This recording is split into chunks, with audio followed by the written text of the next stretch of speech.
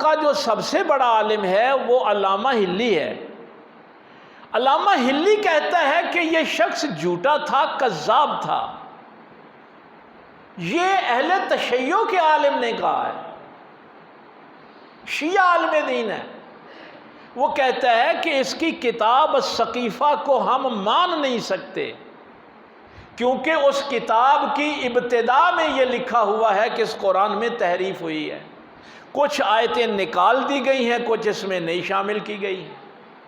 تو وہ علامہ ہلی لکھتے ہیں کہ اگر ہم اس کی کتاب السقیفہ کو مان لیں تو پھر قرآن کی یہ جو آیت ہے اِنَّا نَحْنُ نَزَّلْنَا الذِّكْرَ وَإِنَّا لَهُ لَحَافِظُونَ، اللہ فرماتا ہے کہ اس کتاب کو ہم نے نازل کیا اور ہم ہی اس کی حفاظت کرنے والے ہیں۔ جب اللہ اس کتاب کا محافظ ہے تو یہ کون ہے ہوتا ہے لکھنے والا کہ اس کتاب میں تحریف ہو گئی؟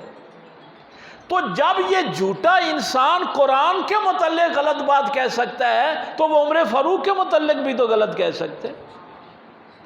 تو سب سے پہلے اس کو جھوٹا اور کذاب علامہ ہلی نے لکھا تھا، یہ شیعوں کے عالم دین۔ پھر ان کے ایک بہت بڑے اسماء الرجال کے عالم ہیں شیخ مفید، انہوں نے بھی اس کو کذاب لکھا ہے۔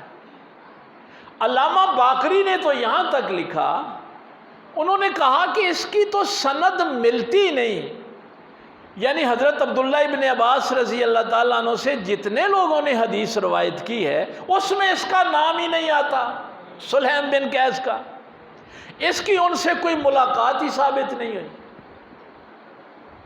اور یہ جو ابان بن ابی عیاش ہے یہ کذاب تھا، جھوٹا تھا، اور یہ ایک فرضی نام اس نے گڑا ہوا تھا سلیم بن قیس کا۔ یہ شیعوں کا عالم لکھتا ہے کہ اس نام کا تو بندہ ہی کوئی موجود نہیں تھا،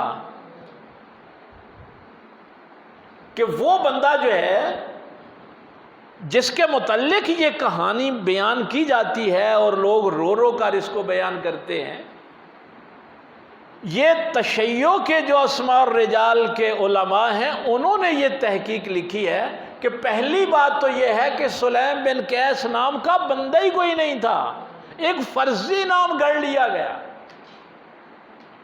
لیکن کہانی اگر آپ کو یہ کوئی سنائے تو آپ کو پتہ ہونا چاہیے کہ ہمارے اہل سنت اور اہل تشیع کے جتنے بھی علماء ہیں انہوں نے اس کو جھوٹی کہانی کہا ہے، اور اس ابان بن ابی عیاش کو جھوٹا اور کذاب کہا ہے۔ لیکن اگر آپ کو یہ علم نہیں ہوگا اور آپ کو کوئی یہ بتائے گا کہ حضرت عمر فاروق نے سیدہ فاطمہ زہرا کے گھر کو آگ لگا دی تھی، یار کوئی صاحب عقل آدمی یہ مان سکتا ہے کہ مولا علی گھر میں موجود ہوں اور ان کی بیوی کے ساتھ یہ حال ہو؟ کوئی صاحب عقل تسلیم؟ اور پھر وہ اکیلے نہیں، 26 لوگوں کا ذکر ہے،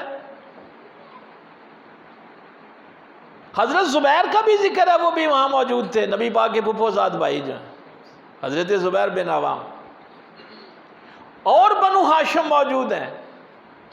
یار بنو ہاشم کے 26 لوگ گھر میں موجود ہوں اور عمر فاروق سیدہ فاطمہ کو تھپڑ مار رہا ہو اور ان کے اوپر دروازہ گرا رہا ہو، اور وہ سارے یہ تو مولا علی کی بھی توہین کرتے ہیں، یعنی یہ انہوں نے مرتبہ دیا ہے سرکار مولا علی کرم اللہ وجہ الکریم کو۔ تو یہ پہلی کہانی گڑی گئی تھی کہ صحابہ اور اہل بیت کی لڑائیاں جو ہیں یہ لوگوں کو بتاؤ، تاکہ وہ جو پرائمری سورس ہے دین کو پہنچنے کا وہ سارے کا سارا متنازع ہو جائے۔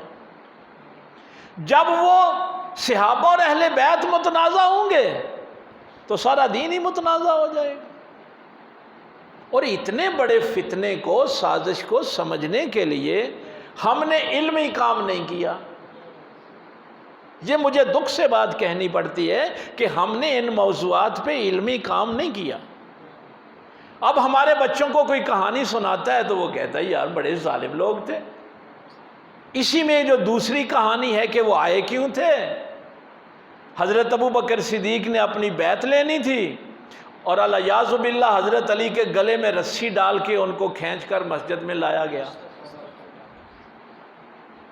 یہ کہانی۔ اب دیکھیے جو بندہ جس کو علم نہیں ہے وہ یہ کہانیاں سنے گا تو وہ کیا صحابہ کو گالیاں نہیں دے گا؟ وہ کیا کرے گا؟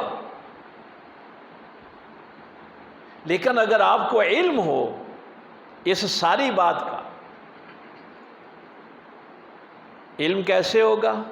علماء بیٹھے ہیں، ہمارے ائمہ نے ایک کلیہ بتایا ہے، امام اعظم ابو حنیفہ نے، امام مالک نے، امام شافعی نے، امام احمد بن حنبل نے، سرکار امام جعفر صادق نے، اگر کوئی نبی پاک کی حدیث بھی تمہیں سنائے اور قرآن سے وہ ٹکرا رہی ہو تو اس کو دیوار پہ مار دینا، اس لیے کہ نبی کا کوئی قول قرآن کے خلاف نہیں ہو سکتا۔ اب دیکھیے یہ باتیں میں اس لیے عرض کر رہا ہوں کہ میرے بچوں کو یہ علم ہونا چاہیے۔ اب قرآن کیا کہتا ہے؟ ایک طرف یہ کہانی آپ کے ذہن میں ہونی چاہیے، اور دوسری طرف قرآن کیا کہہ رہا ہے؟ وَالسَّابِقُونَ الْأَوَّلُونَ، سبقت لے گئے جو پہلے پہل مسلمان ہوئے۔ اب اللہ تو علیم ہے نا، اللہ کو پتا تھا ان لوگوں نے یہ کہانیاں گڑھنی ہیں، اتنا ہی جملہ کافی تھا جو پہلے پہل سبقت لے گئے؟ نہیں، اللہ نے ان کی کیٹاگرائز کیا، من المہاجرین والانصار، وہ جو پہلے پہل ایمان لائے ہیں ان میں سے کچھ مہاجرین ہیں اور کچھ انصار ہیں۔ یہ وہ ہیں جنہوں نے اس دین کو، اللہ کے پیغام کو، نبی پاک کے پیغام کو سب سے پہلے قبول کیا۔ وہ کون ہیں؟ مہاجرین اور انصار۔ یہ 11واں پارہ آپ کو اپنے علماء سے یہ آیات سیکھا کریں تاکہ کوئی فتنہ باز اگر آپ کو یہ باتیں بتائے تو آپ قرآن کی آیت اس کے سامنے رکھ سکیں۔ وَالَّذِينَ اتَّبَعُوهُمْ بِإِحْسَانٍ، اور وہ لوگ جنہوں نے نیکی کے معاملے میں ان مہاجرین اور انصار کی اتباع کی، ان کے پیچھے چلے، ان کی غلامی اختیار کی، رضی اللہ عنہم ورضوا عنہ، اللہ فرماتا ہے کہ اللہ مہاجرین سے بھی راضی، اللہ انصار سے بھی راضی، اور جنہوں نے ان کی غلامی کی اللہ ان سے بھی راضی۔ اگر یہ بات مان لی جائے کہ حضرت عمر فاروق رضی اللہ تعالیٰ عنہ نے یہ ظلم کیا ہے تو اللہ ظالموں سے راضی ہوتا ہے؟ یہ دو آیتیں ہمیشہ ذہن میں رکھنا۔ اللہ فرماتا ہے لا یہدی القوم الظالمین، ایک تو اللہ ظالم قوم کو ہدایت نہیں دیتا، اور یہاں اللہ فرما رہا ہے کہ اللہ مہاجرین سے بھی راضی ہے اور انصار سے بھی راضی ہے۔ لا یحب الظالمین، اللہ ظالموں سے محبت بھی نہیں کرتا۔ ایک جگہ میں گیا تو وہاں بات یہ شروع ہوئی کہ اللہ نے فرمایا والذین اتبعوہم بإحسان، یہ جو ٹرمیں ہیں نا یہ بھی آپ کو پتہ ہونی چاہیے۔ صحابی آپ اکثر سنتے ہیں نا کہ جس نے ایمان کی نظروں سے نبی پاک کو دیکھا ہو، یہ ڈیفینیشن نہیں ہے، یہ غلط ہے، کیونکہ جو نبینا صحابی ہیں وہ تو پھر نہیں دیکھ سکتے، پھر وہ صحابی نہیں بنیں گے۔ ام مکتوم کو پھر کیا کہیں گے؟ وہ صحابی نہیں ہے۔ بہت سے صحابہ نبینا تھے بھائی، تو مجھے دکھ بھی ہوتا ہے، بڑی جگہ پہ میں یہ سن رہا ہوتا ہوں کہ جس نے ایمان کی نظروں سے نبی پاک کو دیکھ لیا، نہیں، جو ایمان کی حالت میں میرے پیغمبر کی بارگاہ میں بیٹھا، صحبت اختیار کی، اور پھر اسی ایمان پہ اسے موت آئی، ہم اسے صحابی کہتے ہیں۔ ایمان کی حالت میں پیغمبر کی بارگاہ میں بیٹھے اور پھر اسی ایمان کی حالت میں اس کو موت آئے۔ اگر اس ایمان کی حالت میں اس کو موت نہیں آئی تو قرآن اس کو منافق کہتا ہے۔ سورہ منافقون اسی لیے نازل ہوئی ہے نا۔ اچھا، یہ تو صحابی کی ڈیفینیشن، یہ ٹرم آپ کو پتہ ہونی چاہیے نا کہ صحابی کی ٹرم جب استعمال ہوتی ہے تو صحابی کہتے کسے؟ اب اگلا جملہ کیا تھا؟ والذین اتبعوہم، یہ جو آپ کہتے ہیں نا تابعی، صحابی اور تابعی اور پھر تبع تابعین، تو وہ پتہ کیا کہہ رہا تھا بندہ؟ وہ کہتا ہے ویکھو جی یزید بھی تے تابعی سی نا،